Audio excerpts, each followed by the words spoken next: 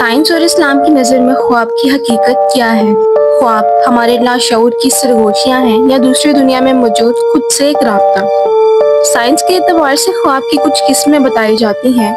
जैसे कि lucid dreams, जिनमें इंसान को ये पता होता है कि वो ख्वाब देख रहा है और उसे कंट्रोल भी कर सकता है। कहा जाता है कि ऐसे ख्वाब देखने वाले इंसान बहुत अक्लमंद होते हैं। एपिक ड्रीम्स ऐसे ख्वाब होते हैं जो तरतीब से याद रह जाते हैं और आपकी मेमोरी का हिस्सा बन जाते हैं। नाइटमेयर्स परेशानी, उदासी और खौफ के हालात में आते हैं। हीलिंग ड्रीम्स उस वक्त आते हैं जब आपका जहन पूरा दिन किसी परेशानी में गुजरा हो, उसके हल के तरीके दिखाई देने लगते हैं या आपका कोई मरहूम अजीज ख्वाब में दिखाई दे जाता है, जिससे आपकी इमोशनल अटैचमेंट बहुत ज़्यादा होती है और यकीन होता है कि ये शख्स आपकी इस मुश्किल में मदद कर सकेगा।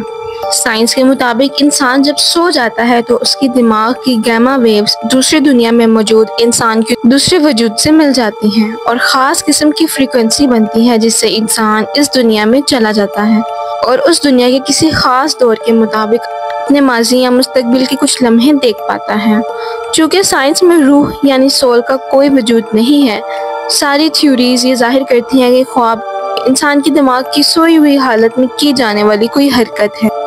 जिसमें दिन भर के लम्हात, परेशानियाँ, खौफियाँ उलझने यकजा होकर नजर आ जाती हैं। जबकि अगर हम इस्लाम की रोशनी में ख्वाब की हकीकत जाने तो ये बहुत वसी और दिलचस्प मौजू है। इस्लाम में इंसान के वजूद के दो हिस्से हैं, एक जिस्म और एक रूह। जब जिस्म सो जाता है तो रूह एक खास जगह तक सफर करती है,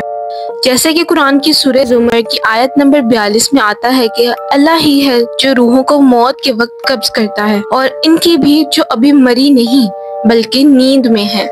जिससे ये वाज़ह होता है कि रूह एक सफर पर जाती है और एक जगह इकट्ठी होती है, जिससे ये भी मुमकिन है कि आप अपने मरहूम अजीज़ो अकारब की रूह से मिल लेते हैं। ऐसा भी मुमकिन है कि रूह आलम अरवाह या आलम मिसाल में जाकर माजी या मुस्तकबिल की झलकियाँ देख लेती हैं या किसी और जहान में खुद से मिल लाती हैं, क्योंकि एक से ज़्यादा जहान होने का सबूत भी हमें कुरान की पहली आयत से ही मिल जाता है, जिसमें अल्लाह ताला फरमाते हैं, तारीफ उसकी जो तमाम जहानों का रब है। तो इसमें जहानों का लफ्ज़ इस्तेमाल हुआ है, ना कि एक जहान। और आलम अरवाह में रूहों का होना सही मुस्लिम की हदीस नंबर 2638 से जाहिर होता है, जिसमें बताया गया है, रूहें लश्करों की मानंद हैं, जो रूहें एक दूसरे को पहचान लेती हैं वो करीब हो जाती हैं और जो नहीं पहचानती वो जुदा हो जाती हैं। इस तरह स्लीपिंग पैरालिसिस को इस्लाम की नज़र से देखा जाए तो ऐसी हालत होती है जिसमें रूह जिस्म में मुकम्मल तौर पर दाखिल नहीं होती या मुकम्मल तौर पर निकलती नहीं है, जिससे इंसान कुछ वक्त के लिए हिलने के काबिल नहीं रहता।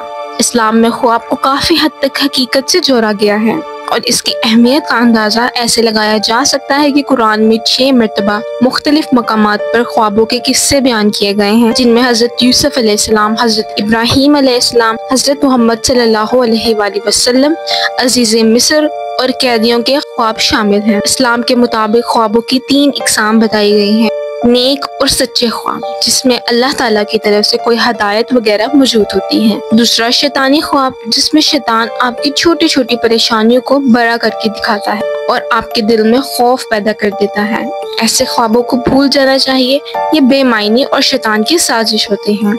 तीसरा परेशान ख्वाब, जो कि उठने के बाद भी दिल पर बोझ बने रहते हैं और परेशानी का बाइस होते हैं, तो ऐसी सूरत में सदका और नमाज का रुझान करना सबसे बेहतर है।